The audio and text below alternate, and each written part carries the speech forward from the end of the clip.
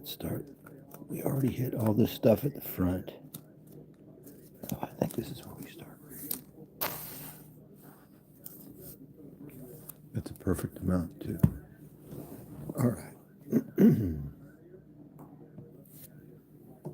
See if this will work. If we go like this. That's not too bad. Looks like the first book we're looking at is The Funky Phantom. This was a Hanna-Barbera cartoon, I think. Yeah, Hanna-Barbera. I enjoyed this. I watched it when it first came on television. About 1976. I was about 28 years old at the time. Still living at home. Never missed a cartoon. That's pretty good. And some of these eventually I'm going to want to start opening up and looking at. If I start getting into this. Conga battles the creature of Uong Ni.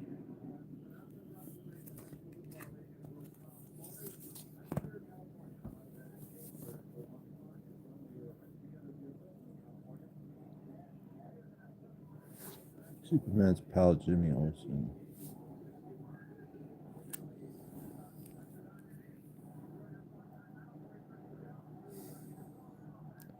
This is one I want to look inside of because I want to figure out how this happened. Like, how did this situation arise that Jimmy's on this alien planet and he's leading a legion of an alien army? And I don't know. It's interesting. I don't remember ever reading that. Here's a Mickey Mouse giant comic from Gold Key. It's a 25 center.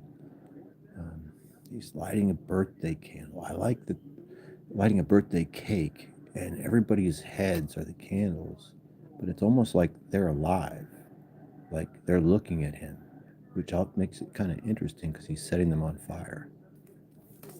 This probably isn't in the comic. Hi. Hello.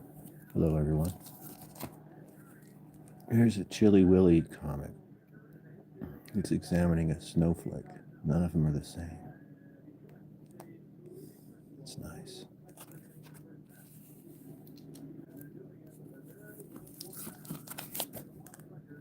There's another. Oh, what is this? The Christmas Parade.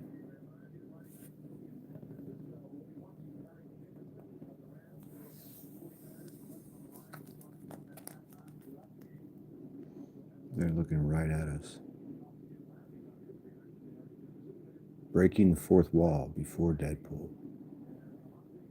So let's set the ones, I'm going to set the ones to the side that I'm really not that interested in opening up and looking at tonight.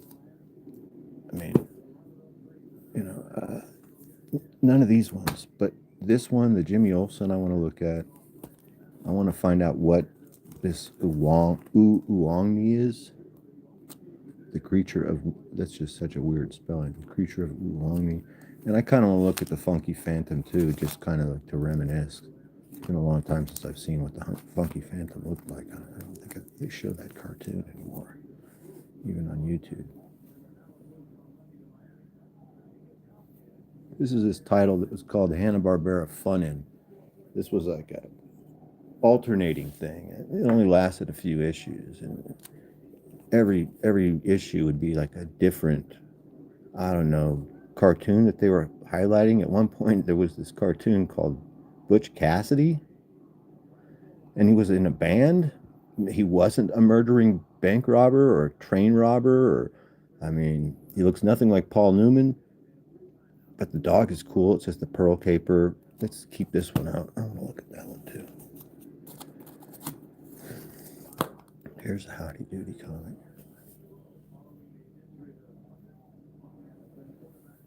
Wow. So this is pretty good. Howdy Doody is mocking his like supporting character. This is this clown called Clarabelle. It's a dude. It's so weird that a guy, his name is Clarabelle. It's like a name of a cow.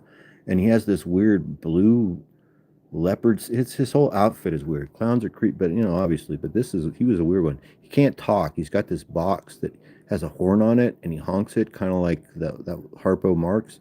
But Howdy Doody, who's his boss, is mocking him, and right here on the front of the comic, and he's really pissed off about it. So he's going to hit him with the snowball. I've read this comic, and this doesn't happen inside at all. And it kind of pissed me off because I thought that there was going to be a story about this. But there wasn't. I hate when that happens. Like we all need to be reminded that it's time to go back to school. Remember that? Didn't you hate when those ads would come on? It's time for back to school prices. And they would sell all the stuff that you didn't want your mom to buy, like the new clothes. You had to go and try them on. And then also the supplies, the school supplies. It was ominous. It's like a church bell. It's like, man, I don't want to go. Pretty cool, though. The boys are happy about it. I'm happy for them. Not everybody gets to go to school. This is a really classic, like, reprint. This is like a way to get this story right here, Christmas on Bear Mountain. So let's leave this one out. So this is a way to get this famous classic Disney story in an inexpensive way, and it's still a 12-center. You know what I'm saying? Because otherwise, like, it's like a very expensive, and this is kind of cooler than just getting like some sort of new reprint of it, at least in my opinion. Okay, a lot of winter issues in this box. This is just an unorganized box of comics we're looking at. So these Walt Disney's Comics and Stories. This is a very old comic. Look, it says 10 cents right here. It's from February 1950. Still in really good shape. Always something crazy happening on these covers. Look at this. It was 52 pages, all comics. There's not even any ads in here, and it was only 10 cents. 1950, February. It's Christmas time. Because these come out. It's dated. It would have been out in the stands in December. So it's so cold. This is just so weird. I get it now. Okay. The boys want to play ice hockey. So they've filled the tub and they open the bathroom window to create this tiny little skating rink. And Donald he's like, what? I'm ready for a bath. And he's got his stuff. You have to really look at these covers a lot to figure out what's going on. At least I do.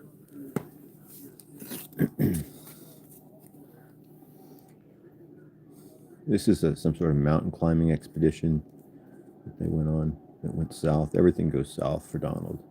That's basically his story. He's us. He's every man where everything sucks. It's like, he's always out of work. He always loses a job, and then he needs help from Uncle Scrooge. That happens a lot in these comic books. He'll get a new job. He's kind of like the Three Stooges a little bit, in that a lot of these stories are him getting a new job. So he's filling up the inner tube with hot water to keep the boys warm. This is cool because it has an actual subscription sticker still on it. Let's look at that. It's a 15-center. It's Walt Disney's Comics and Stories. It's gold key now, and there's not even a joke happening on the cover. I mean, unless Donald is supposed to be a cop, crossing guard. So he's a crossing guard, and the kids are flying through. I don't know. It's not really a good joke like typically. I mean, they're not usually good. I don't know. Whoa, what was that? Something happened. Are you still there?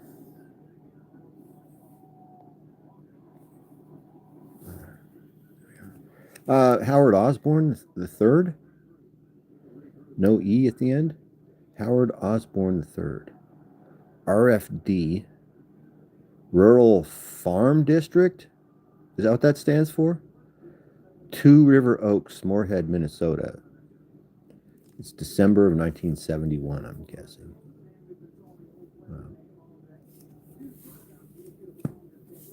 I wonder if that was a kid, right? Howard Osborne III. Is he a kid? Because sometimes subscriptions to comics like this are gifts, like at least for me. Oh, thanks, Dances with Koreans. Thanks, man. How you doing? Um, yeah. So sometimes this subscription is a gift from your grandmother or your aunt or something. So that kind of, because I mean, I don't know.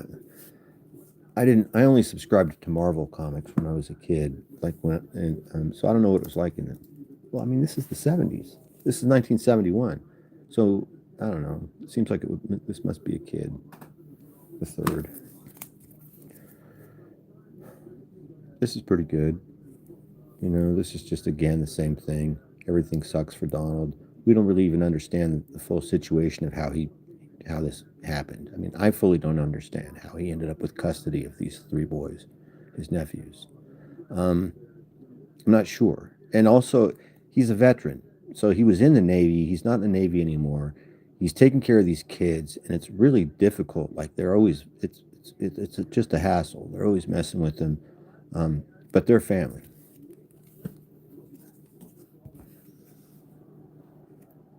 This time they're messing with Pluto. They took his doghouse, they turned it upside down, they're pretending it's a pirate ship. Is this Howard again? This is great. So this is a year earlier, is it? Is that 12? Is that what this is? 1270? And no, that was no, I'm tripping. Doesn't really matter. Anyway, this is interesting because we have two comics from this guy's collection. And there was subscription, which is a neat thing that used to happen. Let's look at this. I just went to for a second because this is a neat thing that used to happen. This went in the mail because nowadays when you go to a comic shop, some comic shops won't even let you read a comic. They have them pre-bagged and boarded already, and they don't want you touching it because they all have to be in the best condition as possible or something like that. You know what I mean? So I don't know. But at this point, they're just mailing these things through the mail. I mean, it's not even when I was subscribing to Marvel, like in the 77, 78, I think is when I subscribed to Marvel. They would send them in like this brown paper wrapping around it, and it would say, "Please do not fold" or something like that. Now, prior, I don't remember who did it, but different companies would fold these comics and then wrap them and then put this sticker on it for subscription copies.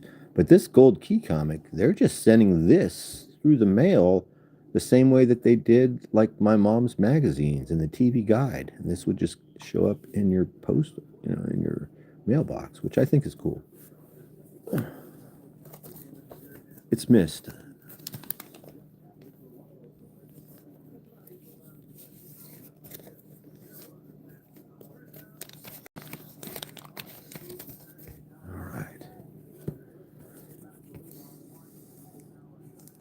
Another winter cover of Donald and the Boys. They're using an electric blanket to make a teepee. Electric blankets used to be a thing. I don't know if they're still a thing where you live, but when I was a kid, electric blankets were like so popular that people in California bought electric blankets, and it doesn't even get cold here. Like, I mean, my mom had an electric blanket, and she would like preheat her bed, and it's like 64 degrees in the wintertime or something like that. I mean, so I think it was a fad. It was like something that she ordered like out of the Sears catalog or something, and maybe everybody else had them. That's why she had it. I don't know, because nowadays people live completely without electric blankets. I mean, I don't know anybody who has an electric blanket. Do you? Does your mom have an electric blanket? Wow, this is huge. Wow, I love that cover. This is a wild cover. This one, something more is happening here. Look at how cool the colors match perfectly. The two greens, the dark green, the light green, the green coming through because since this lettering and this 25 cents are green, it gives this a feeling like it's a stencil of some sort that we're seeing the green right here through here. And then it's happening through them. We see all this green back here. Even Goofy's wearing green, but then they're really there's like juice coming off, and then this huge close up of the watermelon. It's great. I forget this guy's name, Mortimer or something like that. Zero interest in, even as a kid, pretty much no interest in Mickey Mouse, even though he had like these adventure, type stuff happening, and in the stories, it just didn't interest me as much as this guy and these kids. This was more interesting to me. They're more relatable to me than what's happening with the mouses. The ducks are more like people. I don't know. This is like there's a full family. There's Granny, there's Uncle Scrooge. And then Daisy is a weird thing too. She's kind of a little bit like Olive Oil, and that you get the feeling that she doesn't fully appreciate Donald. I'm not sure. Oh, look, here's the Western comics. So somebody was asking me about Western comics, what Western comics I have in recently in the comments. So let's look at this one. This is the first one that we found. It's Gene Autry. It's a 52-page one. And see that fold down the center? Sometimes that is from subscription crease, right? That's what it is. It is a subscription crease. I can feel it. So this would have been folded and such. This is just a weird cover. Right? What is he doing, man? He's like laying all the way down in the dirt in his really nice outfit. Man, he looks like a dude, right? Even though I guess this guy's cool. I was never a huge fan. I didn't dislike him. It's just Gene Autry. He's kind of before my time. But anyway, he's laying all the way down the dirt to get a drink out of this creek, this stream. It just seems, I don't know. I wouldn't do it. I mean, I would just use my hand, wouldn't you? Wouldn't you? All right, so wouldn't you just get some in your hand?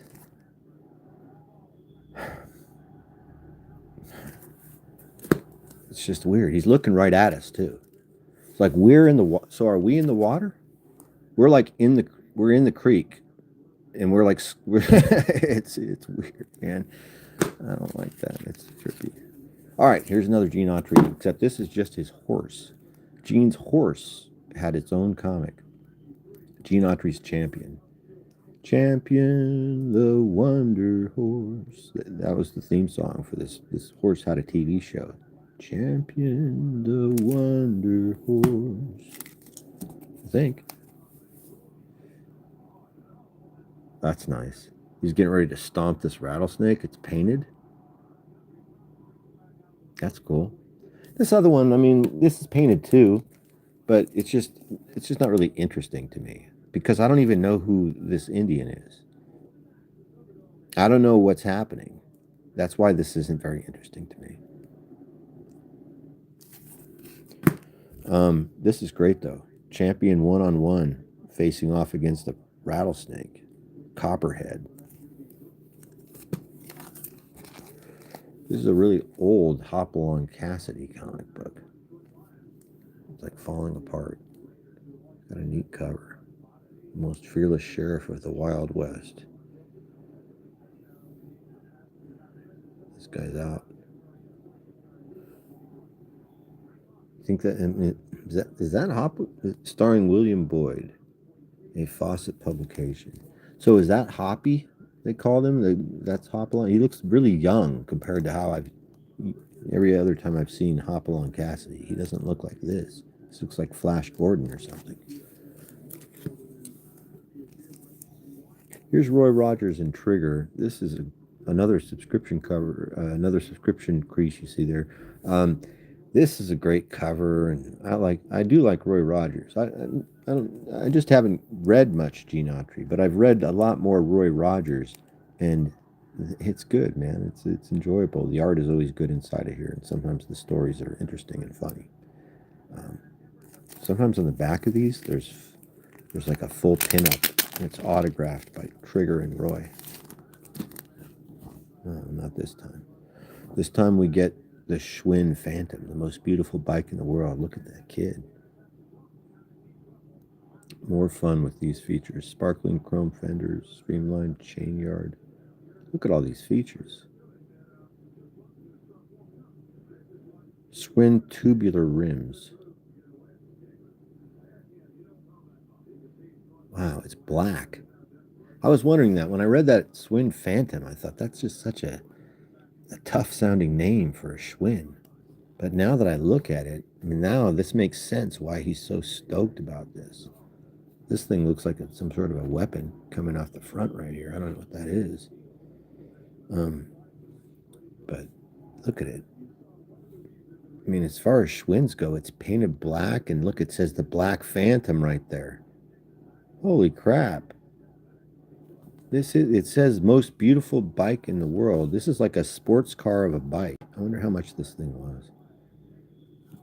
Expensive for this time. This is probably one of the most expensive bikes or something. I'm not sure. Man, that shadow was my hand the whole time. I didn't realize that. That sucks. Well, it's gone now. Anyway, that bike was crazy, isn't it? The Schwinn Black Phantom. Man.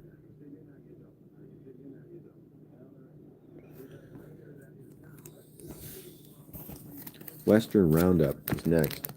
So when I found out about this comic, Western Roundup,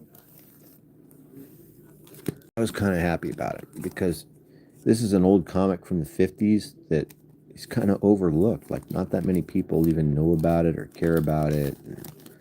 But there are all these giant, every issue, look, it won't even fit in the bag. Every issue is 100 pages.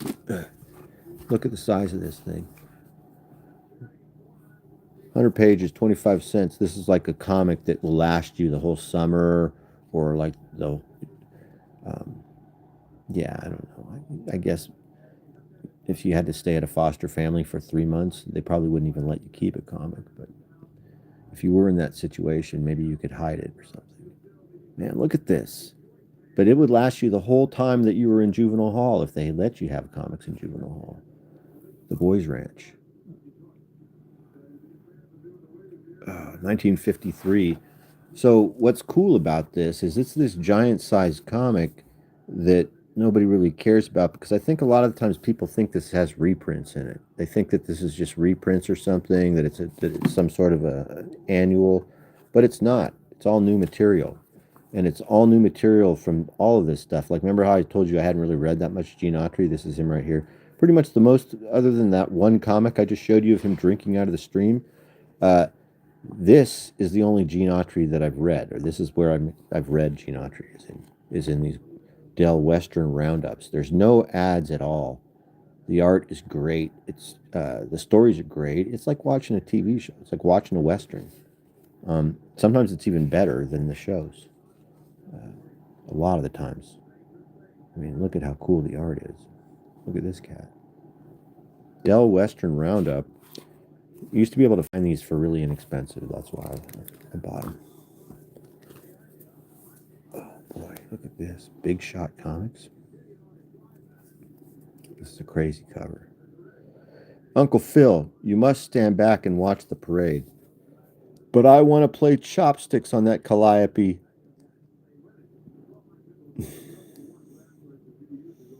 With an axe. He's got an axe in his hand. And so the calliope, the toot, poot, poot, toot, poot, it's annoying him. He looks a lot, he's kind of like me. This is me. I'm Uncle Phil. And he wants to attack this circus parade with an axe. That's what he's doing. This is an anthology title from the 1940s. The reason why I have these is because they have Joe Palooka in them. And I collect Joe Palooka. See, there he is on the cover.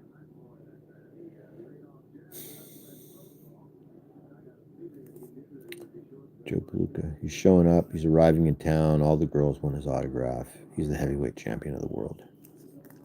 He's an all-around great guy.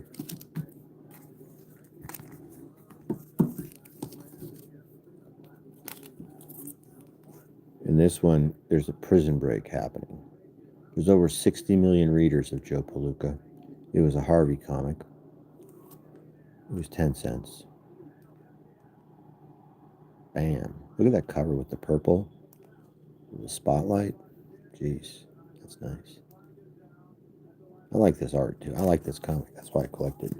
Also because just like the Dell Western Roundup, it's overlooked. Not that many people are into this. It's underappreciated in my opinion. It's solid.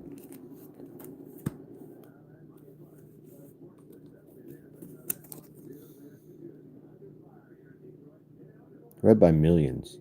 They made all these claims about this. Are you noticing every cover has got these crazy, like the last two have said over 60 million readers? So Here's here's what they did, man. So I read up on this. I did something like years ago. I was like, maybe I typed into to Google or searched. Was Joe Palooka really the highest selling comic book, or did they really have 60 million readers? Can't remember how I read about this. It might have been, somewhere about Joe Palooka, about this comic, and about Harvey and this Ham Fisher, the creator of Joe Palooka. So there were, I don't know if it was really this many readers, but here's what I heard they did. I heard that they said that on average, every comic that's sold is read by, I think he said 3 people. So they added that into account. They said, well, if somebody buys a comic, we don't think just the kid who buys the comic is going to be the only reader. We think his older sister or older brother or his best friend or maybe his mom and dad, on average, 3 people are going to read this comic, they said. So we're multiplying everything by 3. So it might have been 20 million copies sold, but they said 60. I'm serious. That's what I read about it. There's other things too where that's why it says not sold, it says read by millions. They don't have the selling numbers. It just says 60 million readers, but it doesn't say how long it took for them to get to 60 million readers. Very smart marketing. Interesting. It's like a fake news kayfabe. And then here's where it gets really good. This is like the best period of Joe Palooka. So everything we've been looking at, he's a boxer and he gets in these adventure stories and solves mysteries and it's all good, but he's a boxer. But then when the Korean War hits, that's when this is. This is about 1952 or 53, this comic. It's the same comic. It's still Joe Palooka, but during the war, they changed the title to Joe Palooka's Battle Adventures, and they make it wild. Look at this. And now Joe's in Korea, and he's fighting the Red Chinese. Look at this. So he goes from heavyweight champion, boom, he's there, man. Hero's guts. The red lice were swarming in. They thought they had him trapped, but they hadn't reckoned on a hero's guts. Look at Joe, man. Making it happen. Yeah, so this went on for a little while there. During the war, Joe was taking care of business in Pyongyang. So you're the dirty rats who butchered those kids. Come here. Look at Joe. He's just going to smoke them all. He got a taste of it, and prior to this, he could kill somebody with his fists, but he never did, and he was afraid of it. He thought about it, but now, given the opportunity, he can really let loose, and he can start taking lives. Joe Palooka's Battle Adventures. He's got some buddies with him. It's the bloody cliffs of Incheon.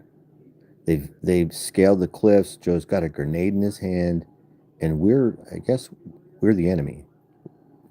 We're looking right at him.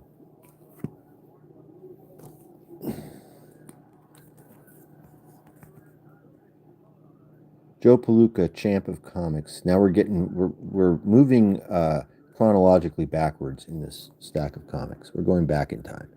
So remember how it said 60,000 or 60 million? Now it says 50 million.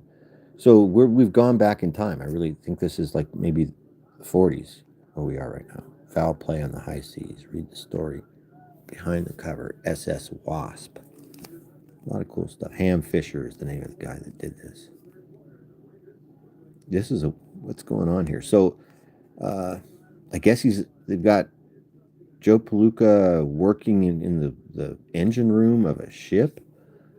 See, 50 million fans follow Palooka's adventures. What does that really mean? Follow Palooka's adventures. So what they mean by that is one kid buys a comic, and then the next day after he reads the comic, he goes to school, and he tells the kids at school during recess about Joe Palooka's adventures. And then they've worked this all out mathematically in the sales department. Then all of those kids have told other kids, and then pretty soon 50 million kids are following just that one adventure that one kid told those other kids during recess about that he read in the comic. And they're using that philosophy to try and sell comics to unknowing public that think that there actually are 50 million people following Joe Palooka's adventures daily. 50 million? Joe's pal Batiste is beaten up by Belanki. Can Joe avenge him? So these are other boxers. Batiste and Belanki in the boxing adventures, he has rivals and stuff, and they have like this. It's not a kid's comic. This really isn't a kid's comic. It's all ages. It's come on. Let me pop one open. I'll show you what it looks like on the inside. I can't believe I haven't shown you what one looks like on the inside. All right, Humphrey in the Bag and Little Mac's Dog Days. And he's trying to bust out of handcuffs. The girl is over here. She's tied up. Let's open it up and see what it looks like. Oh, fuck that one. I don't want to open up that one. Let's open up one that's easier. Here we go. Let's do the one where he's in the entrance. Those have tape on those ones, and these just open right back up. These open up easy. I don't have to peel that tape off. I need to pull those out. I hate having any sort of tape or adhesive in my collection.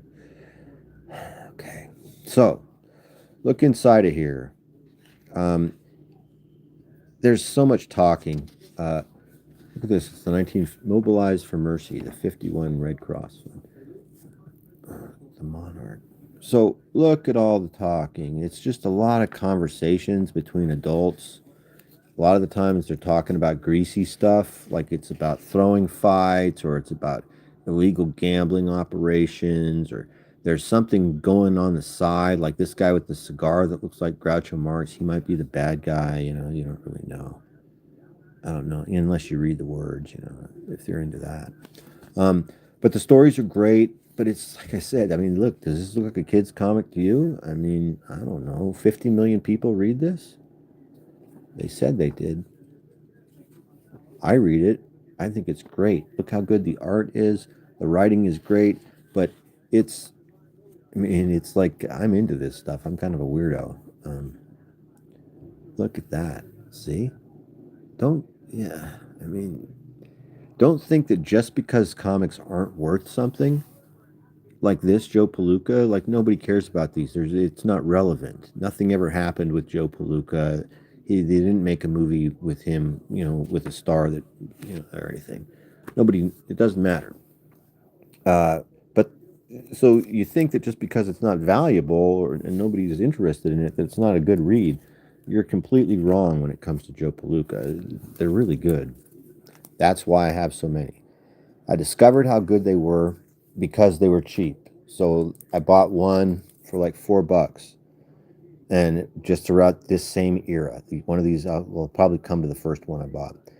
And look, there's Belanki and Batiste again. There's humor in here too. There's a bunch of humor actually. It's a I don't know, what is it? Humor, adventure, mystery, action. He's punching a bear. Joe's exciting Indian adventure and the training camp mystery. But if you can find stuff that's inexpensive, then you give it a try. You see, wow, this is actually really good. And look at that cover. He's saving Humphrey, and there's a swordfish down here. He's shooting it with a spear gun. There's a treasure chest. There's the boat up here. Look at that. I mean, that's artistic right there. I like that.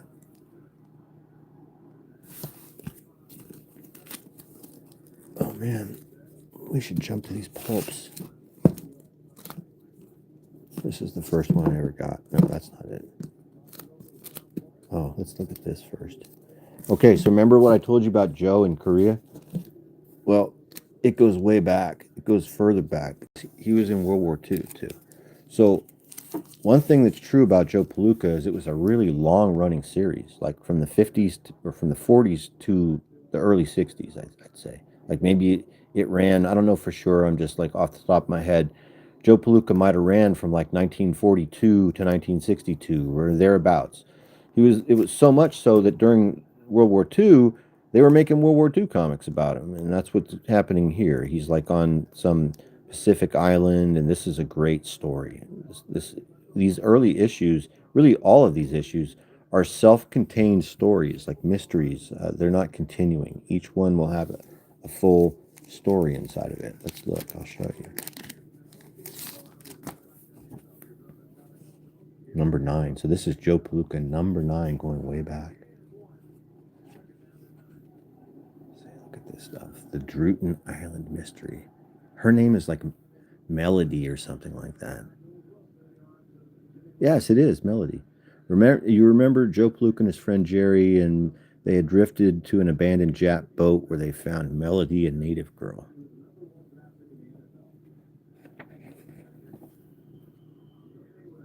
Terry the Pirates. So, I mean, it is continuing. They're giving us a recap from before, but this will be a whole contain everything that's happening here. It's just action, action, action. No commercials, no advertisements, no fake news. It's just action, and it's all super well drawn. Look at this. They're walking around with these huge, heavy machine guns in the jungle. Look at that. Look at that panel. Jungle Rendezvous. Wow, look at that panel. That looks great. Yeah, this isn't for kids, man. I wouldn't be that interested. I wouldn't have been interested in that if I was a kid. We're almost done. I think we'll look at these. Doing a free scratchers while you show some great books. Hey, what's up, Bronco? Hey, Myra. I'm sorry I didn't read you, man. Oh, okay, I get it. Yeah. How's it going, Bronco? I recognize your name. Yeah, I hope good luck with the scratchers. I hope you hit something, or I hope you've hit something already. I don't know how long that message has been up there. I haven't been looking at the messages. Oh, this is. I'm experimenting. I haven't done this before, and we're going to see how it goes. But we're going to look at these pulps next. And yeah, this is just a whole stack of old pulps. Some of them will be easier to look at, and some of them won't, but I'm going to stretch for a second.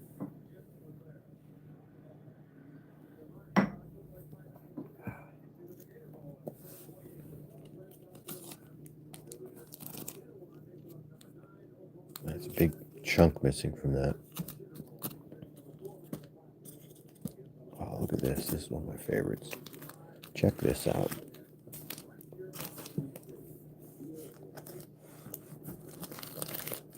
Look at that. Minions of the Tiger. Fantastic stories. Look at the hands and that. So see that on the ring on his right hand, the middle finger. It's a tiger's head, and then in her eyes are tigers. Look. Isn't that crazy? Fantastic Adventures. Freaking wild, huh? So I used to buy these. Okay, well, good for you, man. And keep parlaying until you can make a profit, or until you're happy. These. Same thing with the Joe Palookas, man. I discovered that I could find these pulps in poor condition like this that nobody really wanted, because the condition is, it's like the real collectors of these pulp magazines, they don't want this stuff in like 2 or 2.0, or I mean 2.5, and I found out that I could find these in a 2 or a 2.5 grade, and it was enough. It was enough for me to be able to read it, to open it up and look through it and check it out. But it's not, it's not like a highly collectible piece because the condition is so low. But in that condition, they're completely affordable, and so I'm buying them to read. The same with all these comics. I'm not really an investment type. I'm not at all. So I'm not at all an investment type collector of any of the stuff I buy. So the toys, from even the vintage toys, I've got some old vintage toys that I've purchased over the years that have increased in value, or maybe they were valuable when I first purchased them, but I just got a good deal on them when I bought them. And so, but I bought them because I wanted that particular toy. It wasn't because I thought it would be a good investment, or I thought that I was going to sell it in the future or anything like that. It's the same with all the comics.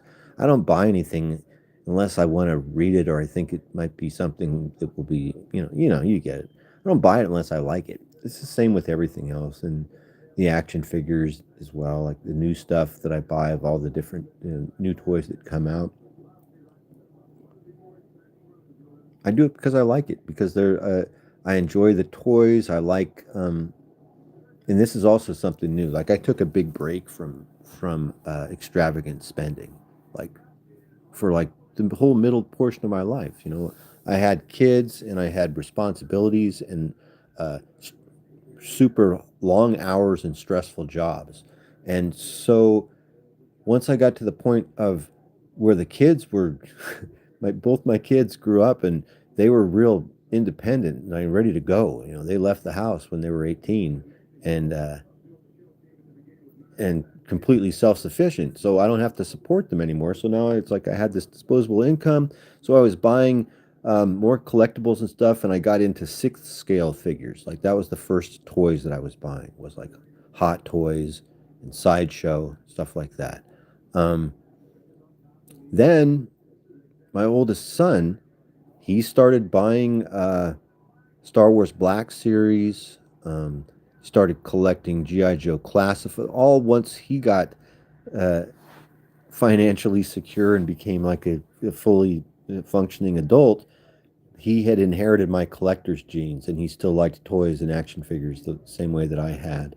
And so he started buying Star Wars, G.I. Joe Classified, Marvel Legends. And so I saw the Marvel Legends, and I still wasn't ready to downscale from sixth scale to 12th scales.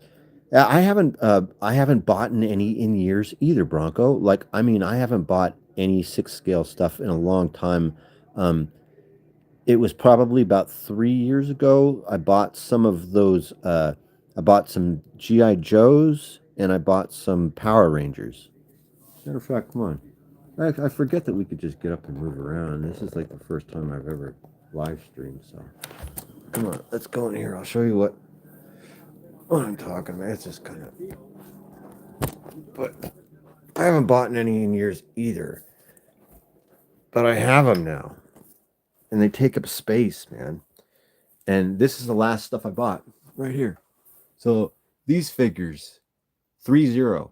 So the last figures I bought were these 3-0 Power Rangers and some of these 3-0 GI Joes that are up there. There's one right there. But then all this other six scale stuff, I haven't bought it in years. And I used to buy a lot of, not necessarily always, not just Hot Toys or Sideshow. I would buy like third party type stuff and unusual things that I would pre-order from China and stuff.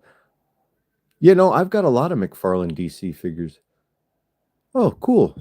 Um, Look at, there's my DC. There's my McFarlane DC stuff.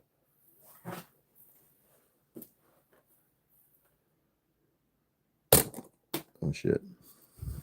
These right here are just here turned around backwards to show the back of the box. But it's a full thing of figures back in there too, and layers and layers, dude. I got the sickness bad.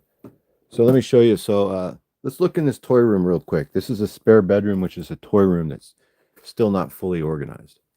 So we'll start right here. Look at this great Trump flag that keeps the sun out of this. It's the Western exposure. I have some figures. I just threw them up on the wall just because I'm out of space so much. Then there's this stuff up top.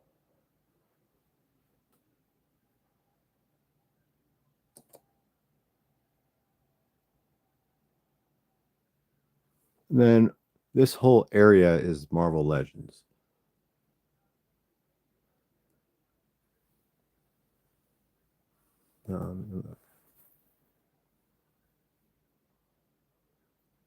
So like I was saying, I saw my kid's sixth scale stuff. He came over and he showed me these figures and he's like, Dad, look at this, look at that. And I was like, wow, these actually are really cool.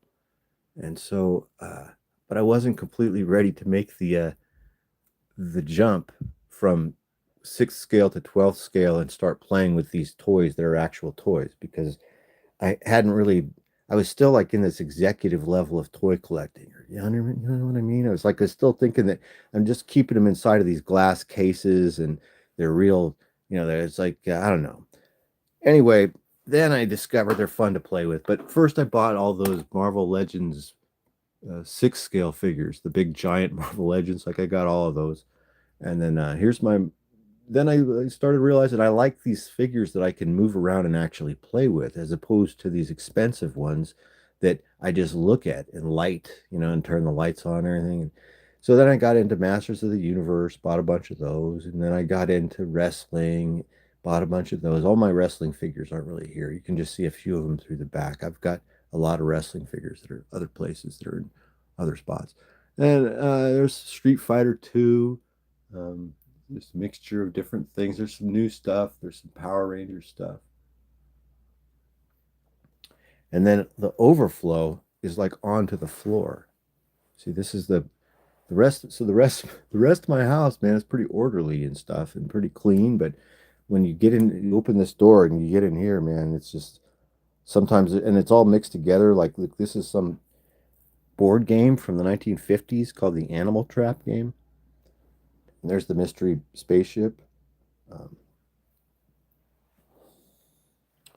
this is my old work area, but I haven't set it all up yet in the new place. I've been here for a year and a half, and I really haven't fully organized and moved in. And I did most of it, and I just kind of stopped. This is just a wall of carded figures.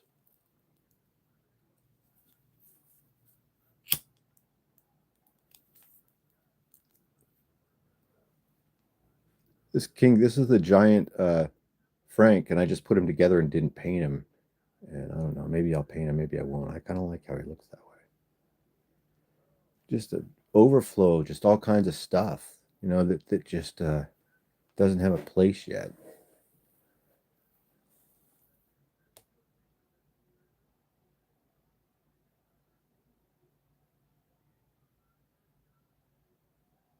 Look at that Star Trek tracer disc gun. Mint, still in the package, unopened. There's Amigo Spider-Man. It's like kind of everything's kind of mixed together. Like, look at these, man. These are freaking cool. Oh, look at this. This is a Marx Tiger in the 70s. His mouth opens. But look at these. Let's take these. Let's go back out here. Come on. These are jigglers that you would buy at the gas station or the liquor store and then hang from your rearview mirror in your car. Come on. I have a whole bag of them. They've never been sold or used. These are real hard to find like this because they would just naturally degenerate. They're made of this rubber. Sunspot. Oh yeah, he is Brazilian, and that is a great figure too. I like that Sunspot figure. Oh, what the hell did I do? I pushed the light. Did that help?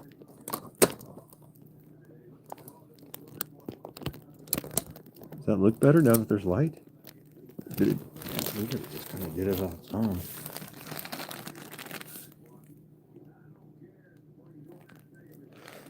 It didn't do it on its own. It was a fucking button. So these are kind of oily and kind of. Remember these? Have you ever seen these type of things before? All kind of oily stuck together. Let's pull them all out. It's just a big glob of these things.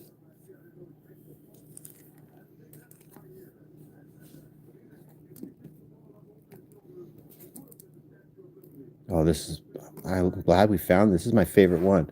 So this is this conjoined twin boxer. So this is just such a weird thing that happened here, man. This is the 70s and maybe the early 80s that this thing was going on. Gross out, weird things, weird toys. This would be like in a big like container of these, like really just like I said, like at 7-Eleven, right? Usually this would be like near the checkout, and these would be really cheap. And the idea is this is a point of purchase. This is just an impulse buy. This is one of the oddest impulse buys, right? That this would be something that people are going to buy. But I mean, as a kid, this is cool to play with. But most of the time when I saw these types of things, this was bought by like young people to hang in their car, like in their rearview mirror, or to like It's like a teenager type thing. It's a weird, or a person in their early 20s or something. I don't know, but this is so cool. Such a weird, what is going on, man? So this is a boxer who has a conjoined twin who's also a boxer. So they're fighting another, presumably just a regular boxer, or are they fighting another boxer who's conjoined as well? It's a weird thing. This whole series was about crazy sports, and we have every single figure, I believe.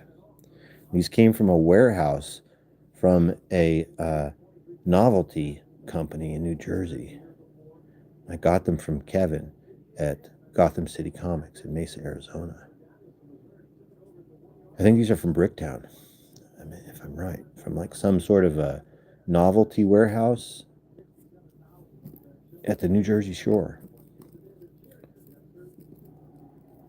Speaking of which, look, here's somebody swimming. The shore. See, this is like, these could be at souvenir shop at the boardwalk. Oops, did that one? You know what I mean? That's what these. That's where you might see these too. You might see these at the boardwalk or at the wharf at a souvenir shop. They're a little bit oily and sticky. You can feel the whatever the chemical was that they used on them. Look at this. So this is wild, man. This one would look great hanging like from your rearview mirror. It's like this weird, exaggerated. So the other ones have been like sports, kind of. What is going on here, man? He's like a waiter. And it's so interesting. Look, there's a platter with a drink and a bottle on it. And he's super detailed with tails, the coat and tails, these big, crazy shoes, like out of a creepy, like, kind of looks like Rankin Bass cartoon animation or something. Kind of, I don't know. Look at his fingers, too. They're all splayed out. He's like a crazy waiter. Not like one. He is a crazy waiter. Look at this majorette. This is a strange one, too. She's like a horrible looking cheerleader, and the colors are just weird. This is a, what do they call that thing? A baton? Whoa. Oh, man, look at this.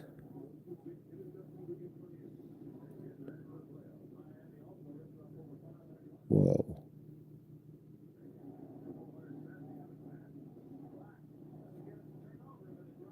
Dang.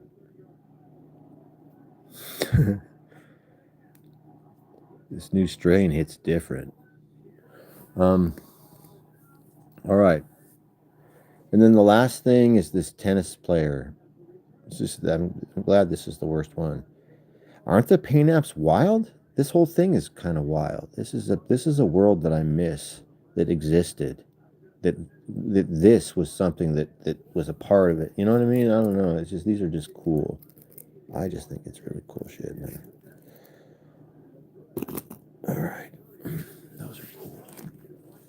Joe Palooka. Let's put this one back in the bag.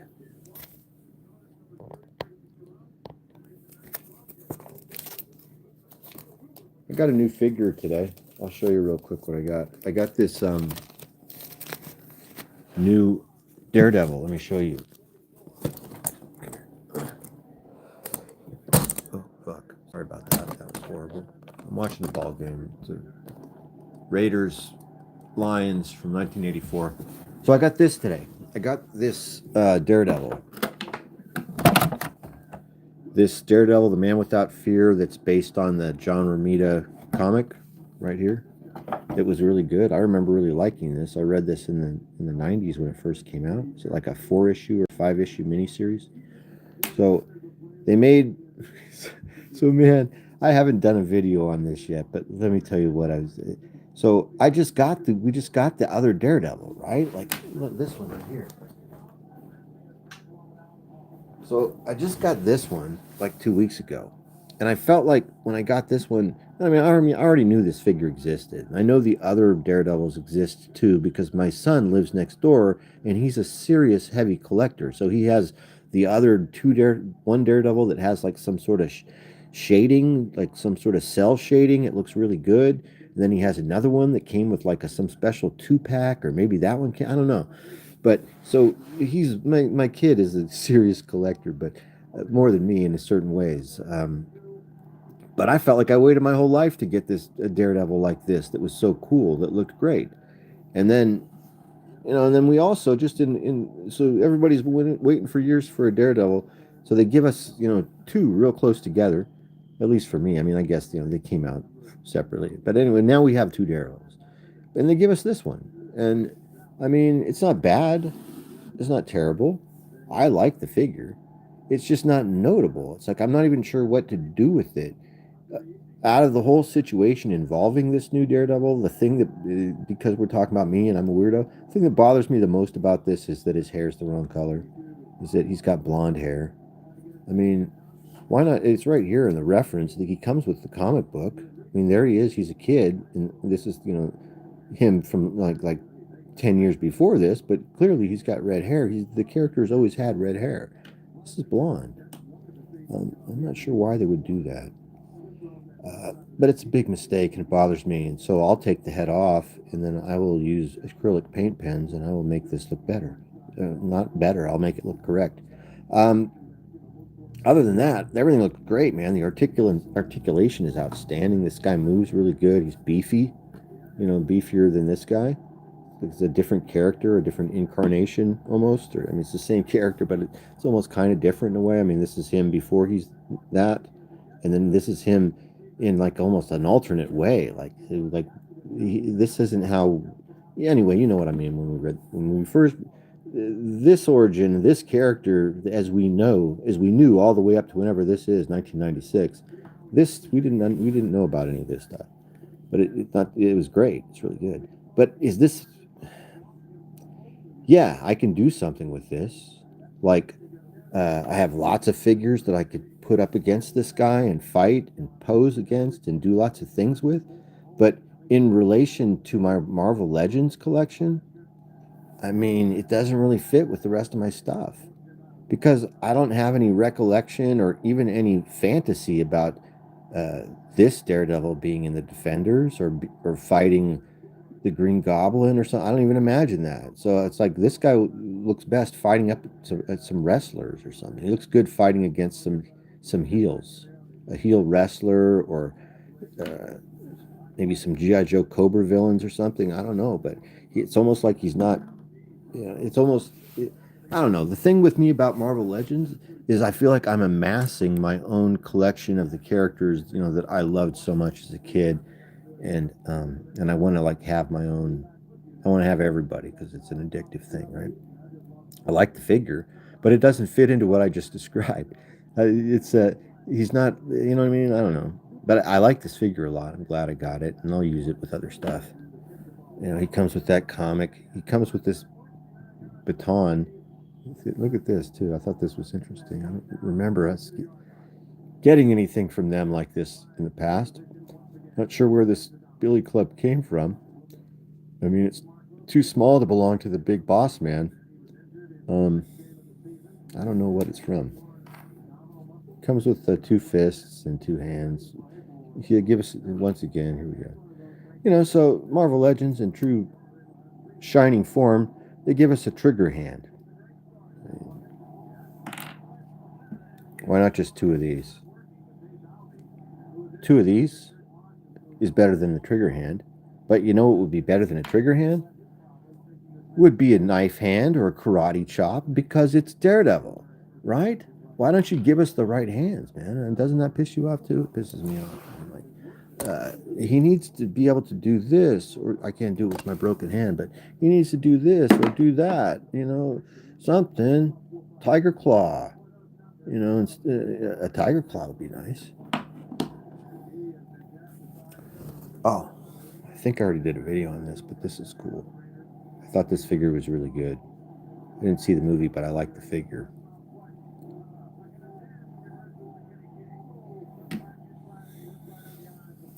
Let's see.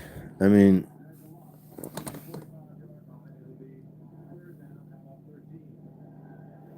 this is a taller Wolverine figure.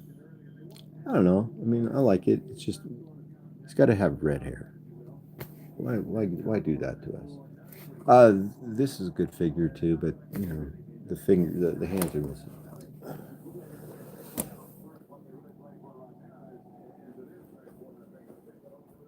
We're gonna do this tomorrow. This should be cool. This figure's crazy. Uh, like, what do you mean it's crazy? It's like an Indian princess. What the hell is it? What are you doing, man? I don't collect dolls, but I do collect this one. I had no idea how cool this was. You know, I just stumbled upon this. But as far as these Mark's toys go, man, this is just one of my favorites. Look at her. The colors, the detail. She's also from 1974, and I bought her brand new from some lady that never even opened the box, and I paid like $40. I know. It's crazy. It's shiny. No, untouched. This was in bag. That was untouched by human hands.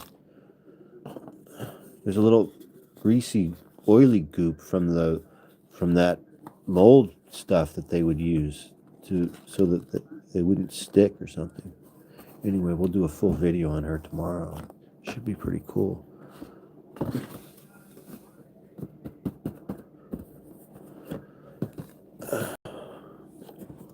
in there.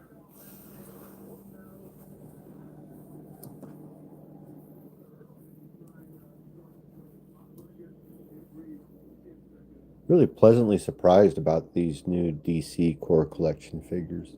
You got the Batman and Robin. This is their new line, you know, for kids. It's really good, man.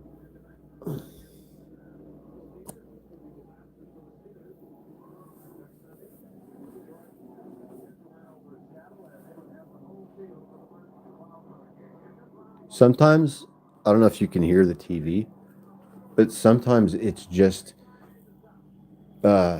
soothing, almost therapeutic for me to have Frank Gifford's voice in the background. Listen for a second. So the same with Brent Musburger.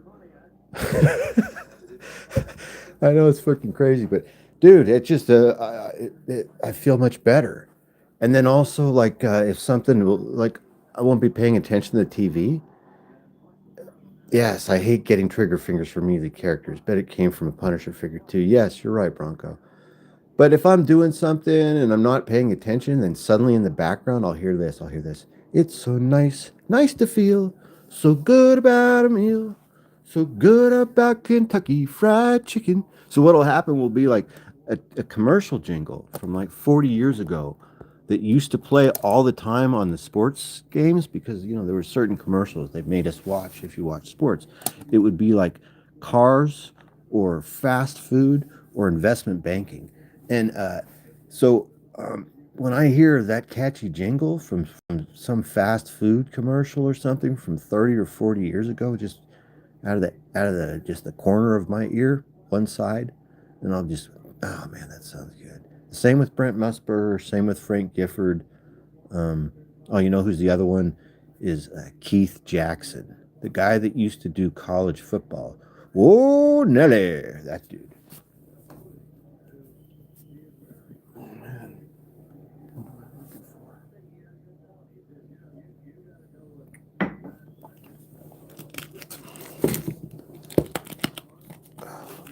Also, sometimes I manhandle this shit a little bit. Like, I don't do it intentionally, but I'm not like. I mean, I'm a curator, but it's like I'm a curator of my own stuff, you know, so it doesn't hurt my feelings that much if things get a little bit bent or damaged or something. I'm not tripping. Look at that cover. The Chemical Vampire. That's crazy.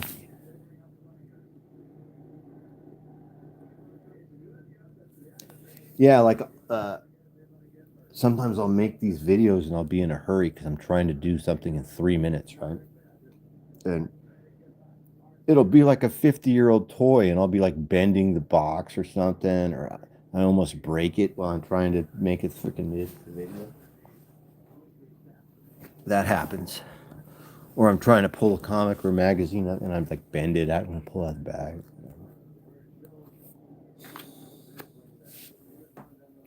So I have these pulps, but I haven't read like I haven't read one from cover to cover. I've looked through them and looked at everything, but I haven't read them yet. You know what? I just thought of something much better. So these pulps are cool and everything. This is all good. But I got a new idea.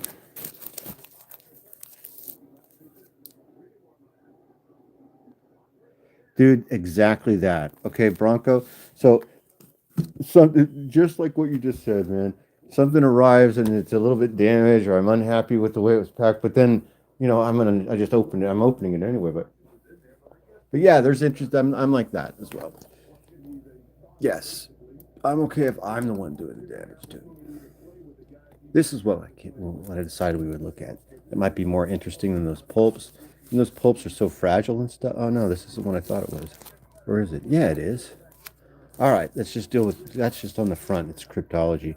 But these are, I think, almost entirely old, well, these are some old adult, these are some men's magazines. Man, but that's not what we're looking for. This are the men's magazines we wanted. Men's Adventure and weird, creepy, kooky Nazi and freaking cannibals and shit like that from the 1950s and 60s in men's magazines. Magazines that used to only be found in smoky rooms and barber shops, tobacco stores, off-track betting sites, card rooms.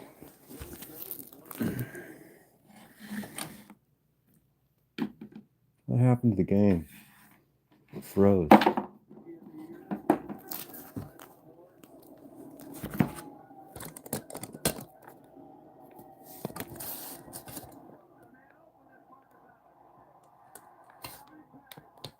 Great West. So this is one of these pulpy type. We got to do a better job with this, I think. Let's see. How do I guess that's pretty good. So these are these like pulpy type men's Western magazine in here. I mean, it looks real cool and like innocuous from the outside, but inside here there might be like stories about people being scalped and beheaded and having their genitals stretched over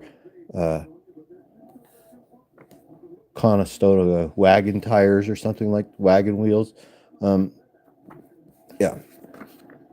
Wow, look at this. Animal Life, the most ferocious killer in the world. These are like magazines for men. Look at these gorillas just fighting on the cover. A magazine of outdoor adventure. True adventures. Wow. Nazi sex slaves of Paris. She devils of the South Pacific. Look at this guy. 10 Italians must die for every German. Field Marshal Kesselring, the Nazi butcher of Rome.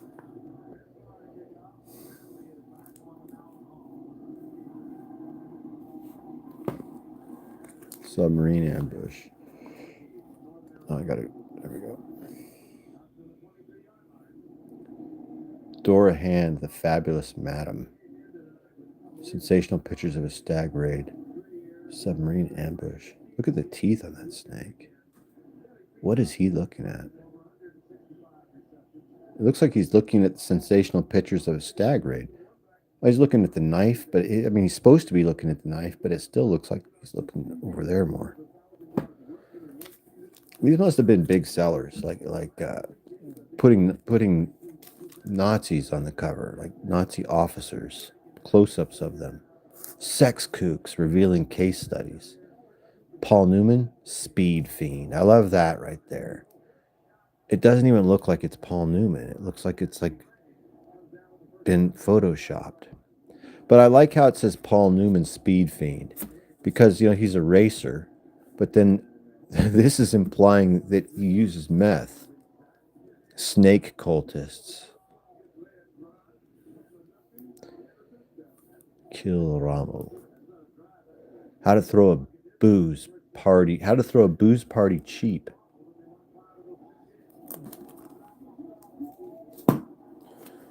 Sir.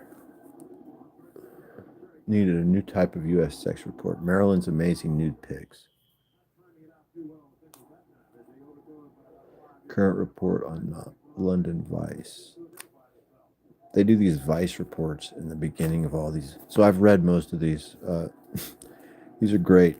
But a running theme in some of these magazines is in the beginning, like around, like where they have the features and like the letters page, and there'll be an editorial, and then there'll be Vice reports, and they'll be like, in San Francisco, it's been said that the girls are wearing no panties, or it'll be something like that, or it'll be like about Vice raids in L.A. and Hollywood, or in Kansas City. It'll be weird places. Usually be, if it's not L.A. or San Francisco, it'll be like in Baltimore.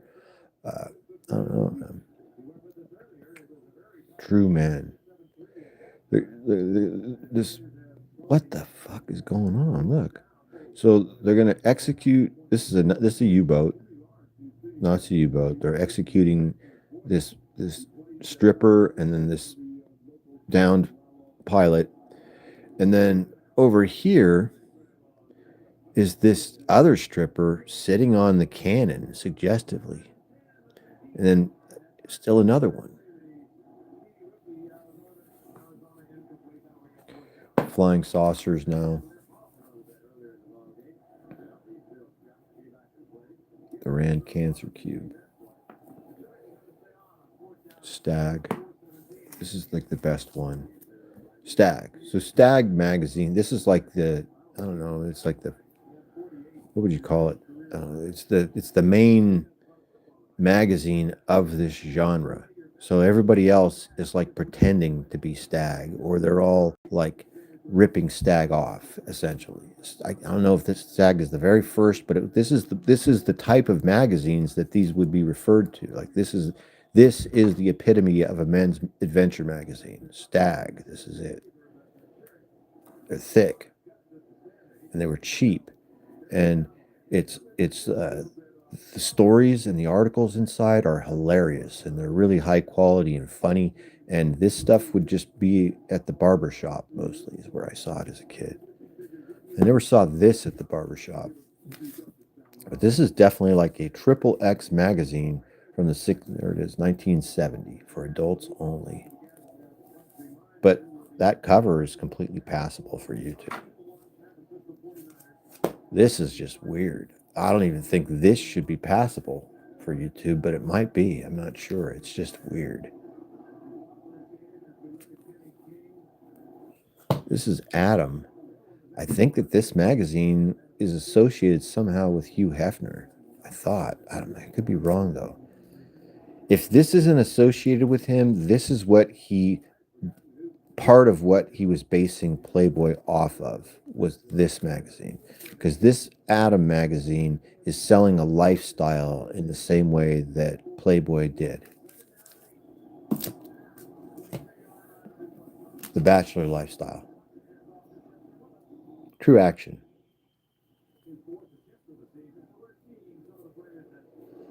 Mental castration by your wife.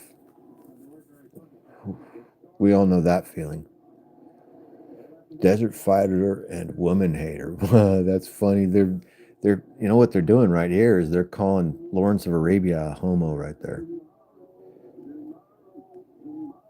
Strange case of the stagecoach rapist. Oh, and by the way, here's Iris Bristol. The tiny little postage stamp picture of her in the upper corner there. Peep show. See, here we go. Havana's peep shows under Castro. Sex in college. And this is they're selling this is white slavery. This is a woman being sold into white slavery by these guys. They're like North Africans or something. Pretty commonplace. Still happens today.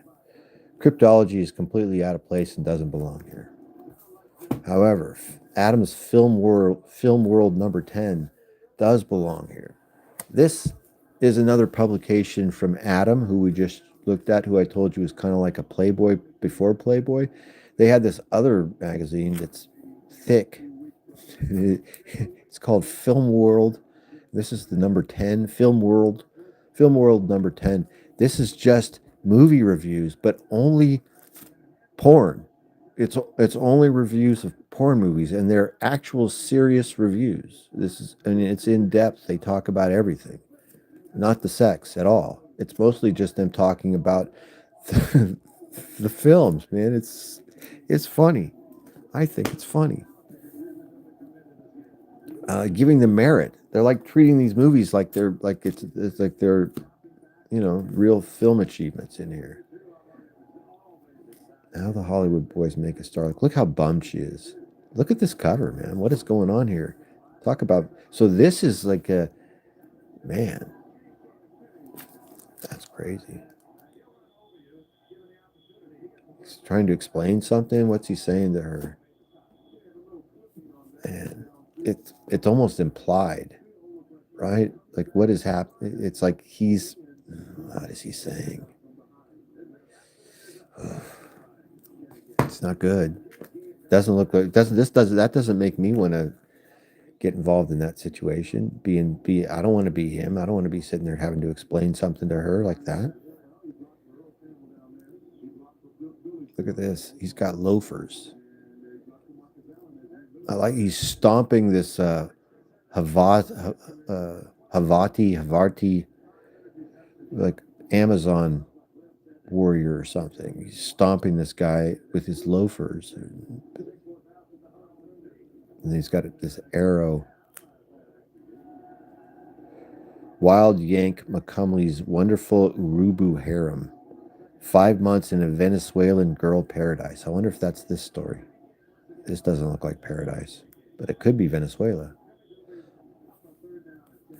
This is the magazine where I got my name, and this will be the end of the live stream. I love how things work perfectly like this.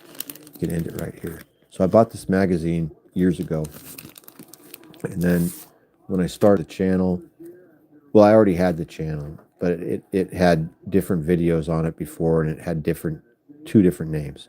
So I decided that I wanted to make the channel into mostly a vintage toy channel, and then I thought I could do comics and magazines too. But mostly the whole basis of the beginning of the channel was vintage toys. So I looked at other channels that I'd been watching and stuff, and they all had those those names and stuff, different catchy type names, Toy Universe or Uncle Chad's Toy Castle or something like that. Anyway, I rely on like the universe sometimes. I have a hard time making certain decisions, so I like to let chance or fate or destiny lead and assist me in decision making. The first thing I did was I got my phone out and I did a random name generator, and I kept hitting it, and every name that would come up just didn't make any sense. I wasn't necessarily looking for a name. I was looking for a name for the channel. So it could have been anything. Like it could have been, Purple Iceberger or something like that, or Green Sunshine, whatever the name that generated would come up. I did it about 10 times and they all sucked. And I was just like, this sucks. I guess I'll just wait and maybe a name will come up. So I open up this magazine right after what I just told you happened. And I open up this magazine, and this right here, this bodybuilding ad was filled out by this person, Meyer Greenblatt, age 37, 5153 Cottage Grove, Illinois. Cottage Grove, Chicago, Illinois. So I was like, that's cool, because I like when coupons are filled out, and I like when I buy comics or magazines that have evidence of someone who else had owned them or read them before me. So I was like, wow, that's interesting. That's an interesting name too. So I looked it up, and the only thing I could find was, I think this person. And it was like, how sometimes if you search a name, it will show you a cemetery plot that'll show you a picture of a gravestone. That's what I got. And I was like, wow. And I looked up the address, and there was nothing there, not even a house, if I remember right. So I just thought, I like the name. And so I'm going to make that name the name of my channel. And so I'd made the name of the channel. It wasn't my intention to make this me, for me to be Meyer Greenblatt. That like came a little bit later when I started interacting with people, like in the chat or like in on live streams and stuff like that. Then people had to call me, but by a name physically, and so they called me Meyer, and so that's how I became Meyer Greenblatt. It all comes from this Stag magazine, which with an amazing cover. It says "Sex Life of the American Woman," and he's like dismantling some sort of like underwater trap or something. It's like that metal netting that prevents the submarine from getting through or something, or he's doing something. It's really sketchy. Like this is a really difficult situation he's in, but I love that juxtapose of he's in this crazy situation where he's got this tool that he's underwater, or he could and then it says "Sex Life of the American Woman" right there. Isn't that cool? I think it's funny because it's like he's struggling with the sex life of the American woman or something. I'm not sure. It's interesting.